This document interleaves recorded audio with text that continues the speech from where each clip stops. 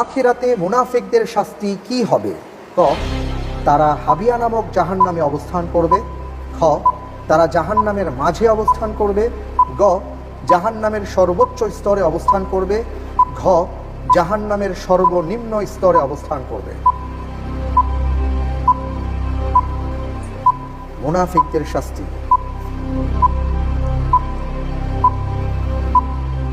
এটা হলো ঘ, তারা জাহান্নামের সর্বনিম্ন স্তরে অবস্থান করবে। আপনি ভেবে চিনতে বলছেন? জি ইনশাআল্লাহ। লক করে দেব? জি। লক করে দেয়া হোক ঘ, তারা জাহান্নামের সর্বনিম্ন স্তরে অবস্থান করবে।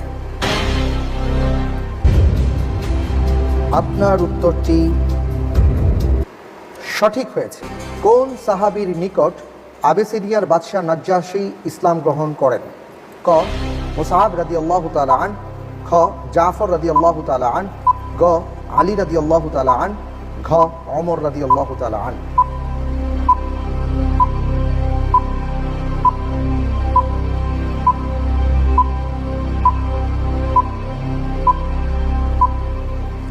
আলহামদুলিল্লাহ, এটা হবে খ, জাফর রাদিয়াল্লাহু তাআলা আনহু।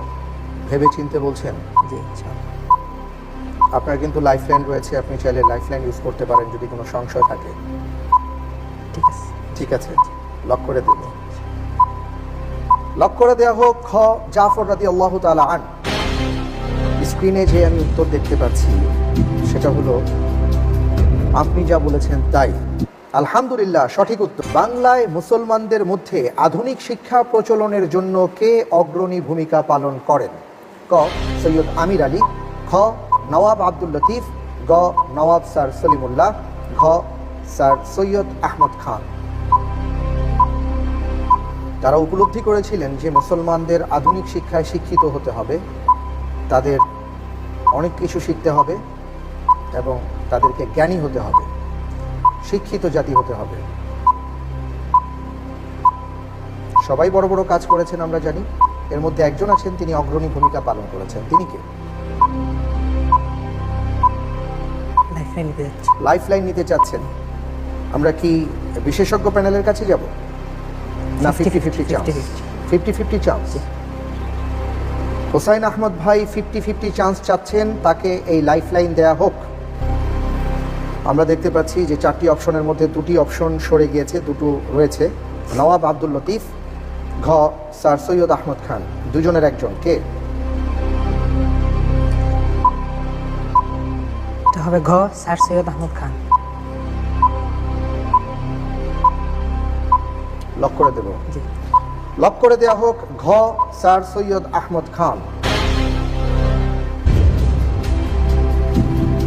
আপনি স্যার সৈয়দ আহমদ খানকে কেন চুজ করলেন? নওয়াব আব্দুল লতিফের কথা চিন্তা করলেন না কেন? স্যার সৈয়দ আহমদ খান উনি মুসলমানদের আধুনিক শিক্ষায় শিক্ষিত হওয়ার জন্য বেশি গুরুত্ব আরোপ করেছেন। উনি ওনার কয়েকটা বই আছে, যে বইগুলো ইংরেজিতে লেখা। ওই সময় মুসলমানরা ইংরেজিতে একটু পিছানো ছিল, যার কারণে মুসলমানদের অগ্রগতি ছিল না। এই জন্য উনি ইংরেজি শিক্ষায় শিক্ষিত হওয়ার জন্য। আমি আগেই বলেছিলাম যে এখানে 4 জন ব্যক্তি সবাই শিক্ষার জন্য কাজ করেছেন।